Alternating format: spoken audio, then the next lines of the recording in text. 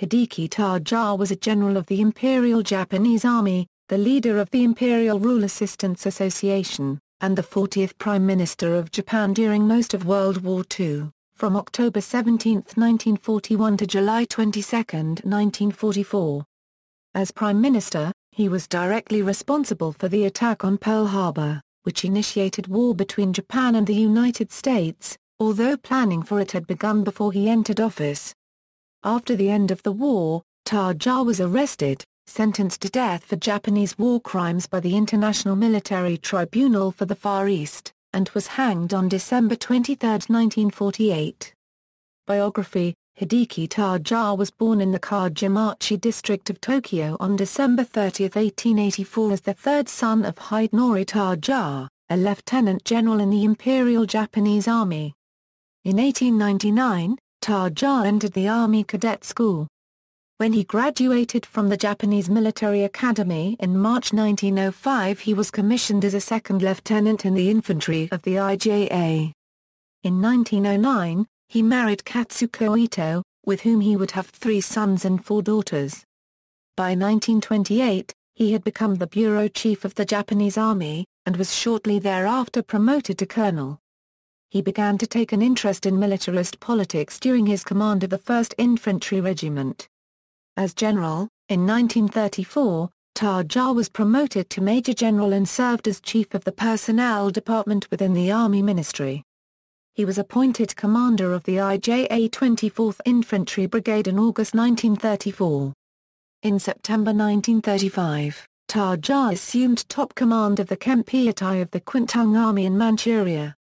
Politically, he was fascist, nationalist, and militarist, and was nicknamed Razor, for his reputation for a sharp, legalistic mind capable of making quick decisions. During the February 26 coup attempt of 1936, Tojo and Shigeru Onja, a noted supporter of Sadao Araki, both opposed the rebels.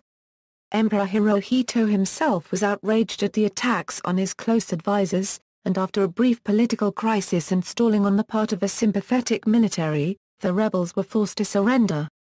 In the aftermath, the Tōjō faction was able to purge the army of radical officers, and the coup leaders were tried and executed.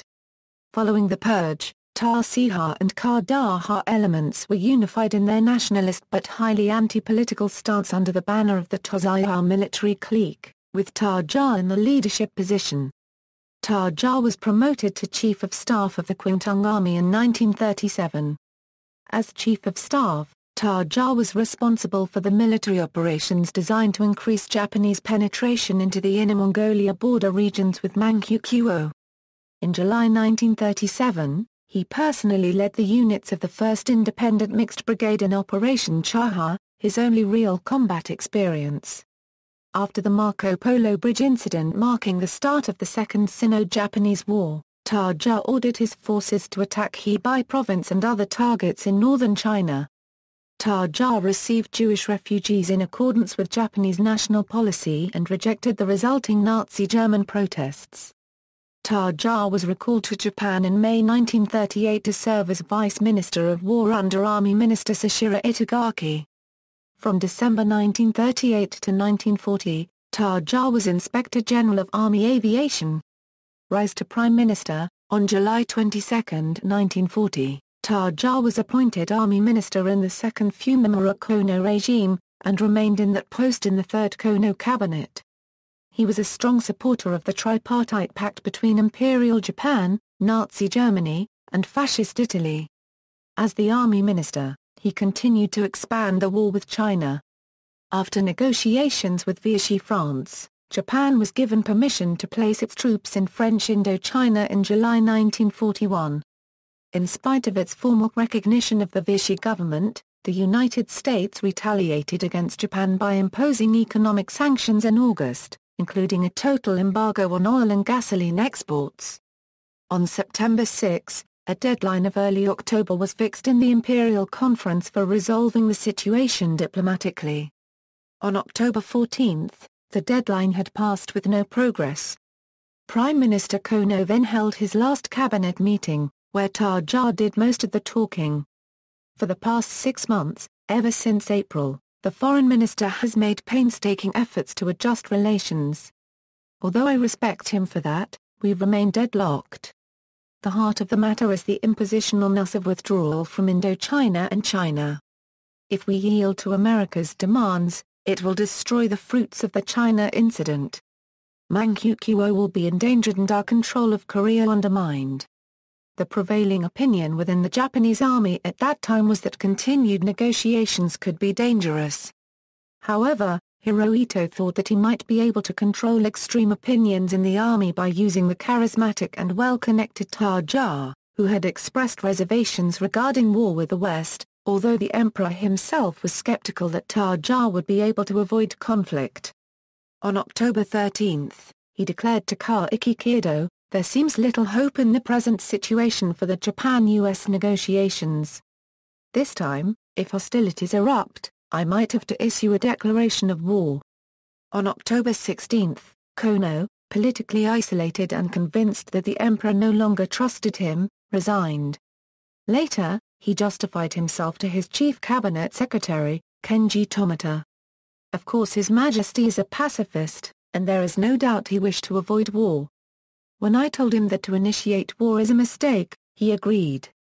But the next day, he would tell me, "You were worried about it yesterday, but you do not have to worry so much." Thus, gradually, he began to lead toward war. And the next time I met him, he leaned even more toward war. In short, I felt the emperor was telling me, "My prime minister does not understand military matters, I know much more." In short, the emperor had absorbed the views of the army and navy high commands. At the time, Prince Naruhiko Higashikuni was said to be the only person who could control the army and the navy and was recommended by Kono and Tōjō as Kono's replacement. Hirohito rejected this option, arguing that a member of the imperial family should not have to eventually carry the responsibility for a war against the West. Following the advice of Kyūjitai Kaido, he chose instead Tōjō, who was known for his devotion to the imperial institution. The emperor summoned Tōjō to the imperial palace one day before Tōjō took office. Tōjō wrote in his diary, "I thought I was summoned because the emperor was angry at my opinion." He was given one order from the emperor, to make a policy review of what had been sanctioned by the imperial conferences. Tōjō, who was on the side of the war, nevertheless accepted this order, and pledged to obey. According to Colonel Akio Ishii, a member of the Army General Staff, the Prime Minister showed a true sense of loyalty to the Emperor performing this duty. For example, when Ishii received from Hirohito a communication saying the army should drop the idea of stationing troops in China to counter military operations of Western powers, he wrote a reply for the Prime Minister for his audience with the Emperor. Tōjō then replied to Ishii, "If the Emperor said it should be so, then that's it for me. One cannot recite arguments to the Emperor. You may keep your finely phrased memorandum." On November 2, Tōjō and Chiefs of Staff Hiromi Sugiyama and Osamu Nagano reported to Hirohito that the review had been in vain. The Emperor then gave his consent to war. The next day, Fleet Admiral Osamu Nagano explained in detail the Pearl Harbor attack to Hirohito. The eventual plan drawn up by Army and Navy Chiefs of Staff envisaged such a mauling of the Western powers that Japanese defense perimeter linees are operating on interior lines of communications and inflicting heavy Western casualties could not be breached. In addition, the Japanese fleet which attacked Pearl Harbor was under orders from Admiral Isoroku Yamamoto to be prepared to return to Japan on a moment's notice, should negotiations succeed. 2 days later on November 5, Hirohito approved the operations plan for a war against the West and continued to hold meetings with the military until January until the end of the month. On December 1, another conference finally sanctioned the war against the United States, England, and Holland. As Prime Minister, Tōjō continued to hold the position of Army Minister during his term as Prime Minister, from October 17, 1941 to July 22, 1944. He also served concurrently as Home Minister from 1941 to 1942, Foreign Minister in September 1942, Education Minister in 1943, and Minister of Commerce and Industry in 1943. As education minister, he continued militaristic and nationalist indoctrination in the national education system, and reaffirmed totalitarian policies in government. As home minister, he ordered various eugenics measures. His popularity was sky-high in the early years of the war, as Japanese forces went from one great victory to another. However, after the Battle of Midway, with the tide of war turning against Japan, Tōjō faced increasing opposition from within the government and military.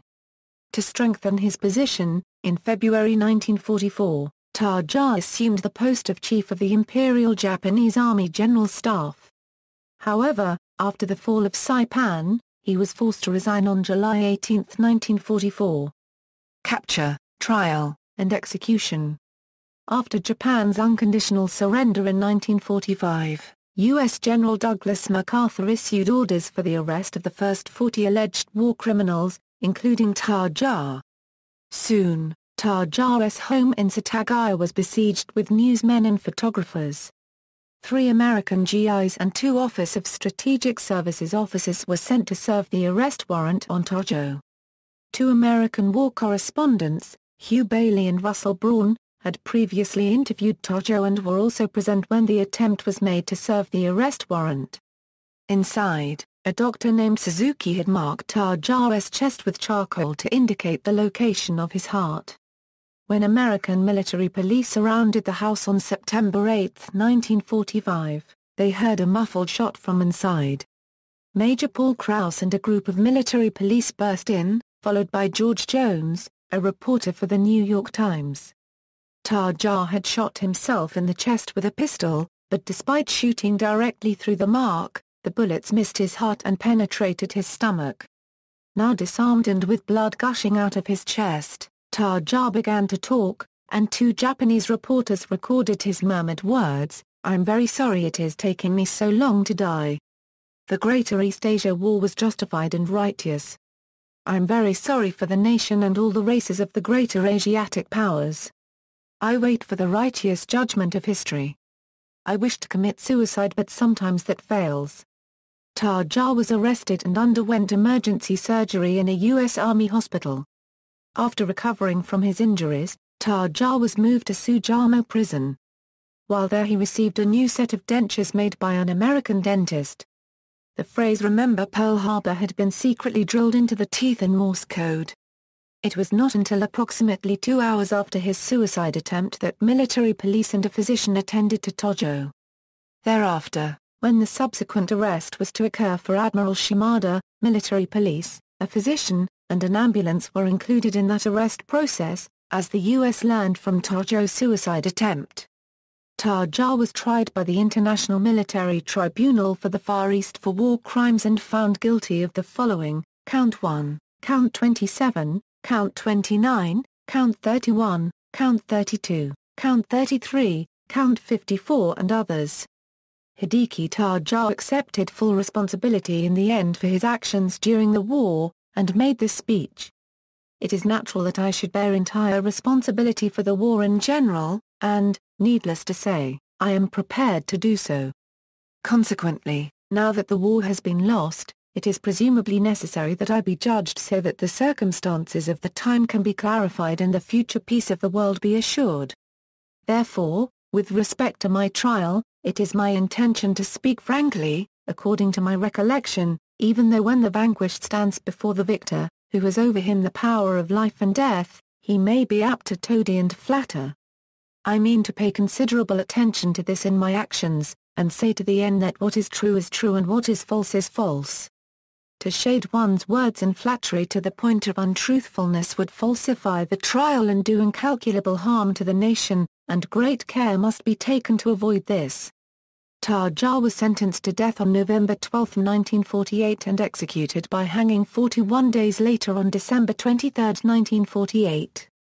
Before his execution he gave his military ribbons to Private First Class Kincaid, one of his guards.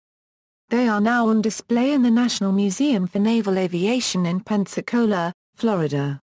In his final statements, he apologized for the atrocities committed by the Japanese military and urged the American military to show compassion toward the Japanese people, who had suffered devastating air attacks in the two atomic bombings. Many historians criticize the work done by General Douglas MacArthur and his staff to exonerate Emperor Hirohito and all members of the imperial family from criminal prosecutions. According to them, MacArthur and Brigadier General Bonifalla's worked to protect the emperor and shift ultimate responsibility to Tōjō. According to the written report of Shoichi Mizuta, interpreter for Admiral Mitsumasa Yano, Fellas met the two men at his office on March 6, 1946 and told Yano, "It would be most convenient if the Japanese side could prove to us that the emperor is completely blameless. I think the forthcoming trials offer the best opportunity to do that. Tōjō, in particular, should be made to bear all responsibility at this trial." The sustained intensity of this campaign to protect the emperor was revealed when, in testifying before the tribunal on December 31, 1947, Tōjō momentarily strayed from the agreed-upon line concerning imperial innocence and referred to the emperor's ultimate authority. The American-led prosecution immediately arranged that he be secretly coached to recant this testimony. Ryokichi Tanaka, a former general who testified at the trial and had close connections with Chief Prosecutor Joseph B. Keenan, was used as an intermediary to persuade Tōjō to revise his testimony. Legacy: Tōjō's commemorating tomb is located in a shrine in Hazu, Aki, and he is one of those enshrined at the controversial Yasukuni Shrine. His ashes are divided between Yasukuni Shrine and Zashiga Cemetery in Toshima Ward, Tokyo. He was survived by a number of his descendants, including his granddaughter, Yako Tōjō, who was a right-wing nationalist and political hopeful who claimed Japan's war was one of self-defense and that it was unfair that her grandfather was judged a Class A war criminal. Tōjō's second son, Truo Tōjō, who designed fighter and passenger aircraft during and after the war, eventually served as an executive at Mitsubishi Heavy Industries. Depictions in fiction. In Japanese culture, depictions of Hideki Tojo have varied in tone and style throughout the years. In Tora, directed by Toshio Masuda, he is portrayed by Isao Uchida at various events leading up to the Pearl Harbor attack. In 1970s The Militarists, directed by Hiromichi Horikawa, Hideki Tojo is portrayed by Keiichi Kobayashi as a tyrant, and in an alternate history angle, stays prime minister until the end of the war. In 1981's The Imperial Japanese Empire, Hideki Tojo is portrayed by Tetsuro Tamba as a family man who single-handedly planned the war against America, and the film deals with his war crimes trial. The Shunyo Ito-directed historical drama Pride, released in 1998, cast Masahiko Tsugawa as Tojo. In 2012's Emperor, Hideki Tojo is portrayed by Shalari Hino. He is depicted as a strong, highly nationalistic leader who loves his family and wants only to rid Asia of colonial rule. In 2014, the History Channel's miniseries The World Wars, Tojo as a youth is portrayed by Koji Oshashi, and as an adult by Garrett T. Sato. Honors, from the corresponding article in the Japanese Wikipedia, Grand Cordon of the Order of the Sacred Treasure, Grand Cordon of the Order of the Rising Sun, Order of the Golden Kite, Second Class. See also, World War II, Yuko Tojo. References. Bibliography, Kano, Stanley. Hideki Tojo Hideki Tōjō. In Our Image, America's Empire in the Philippines. Random House.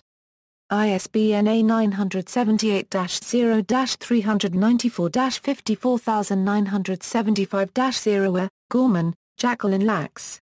Pearl Harbor, A Primary Source History. Gareth Stevens.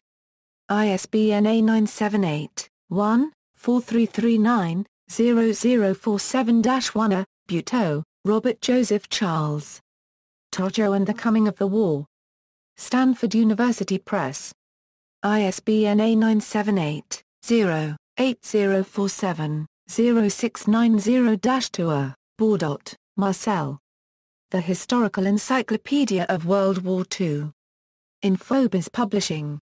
ISBN A978-0-87196-401-4. Fredrickson, John C. America's Military Adversaries, From Colonial Times to the Present.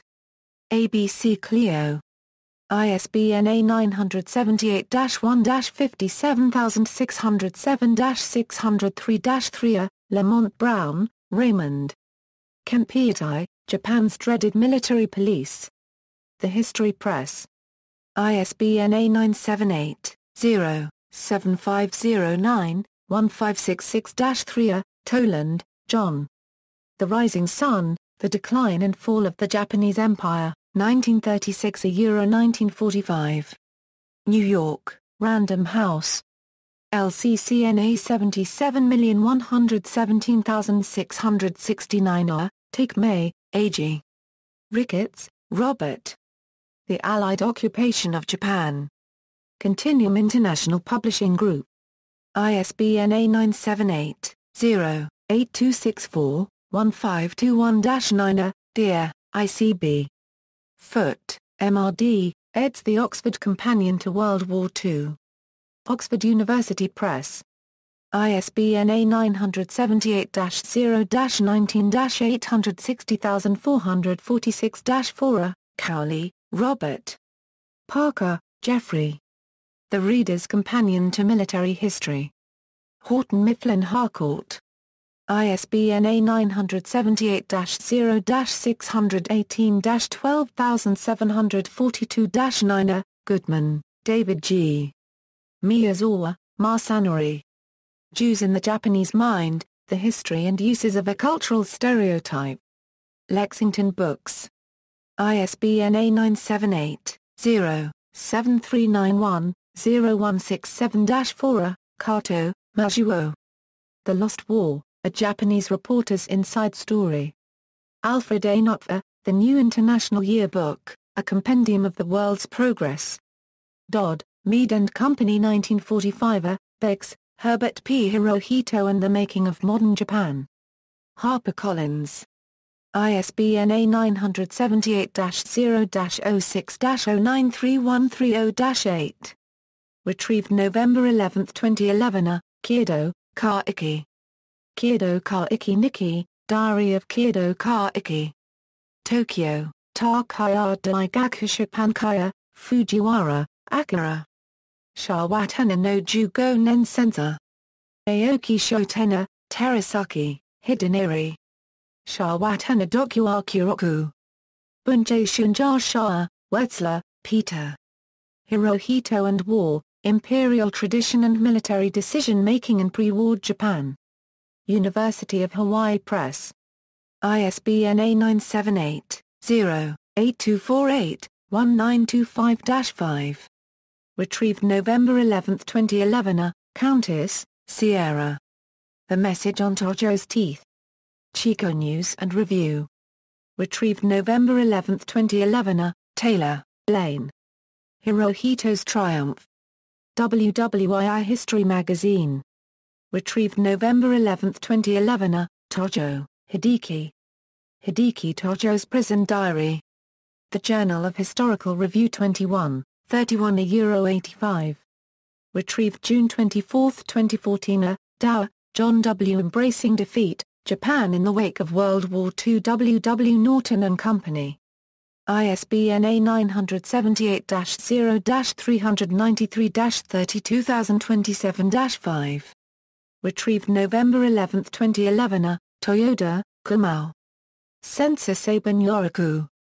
Teisaisha Kubashiki Kesha PPA 170 €172. Further reading, Swint, Kerwin. The King Whisperers, Power Behind the Throne from Rasputin to Rove. New York, Union Square Press PPA 163 €170.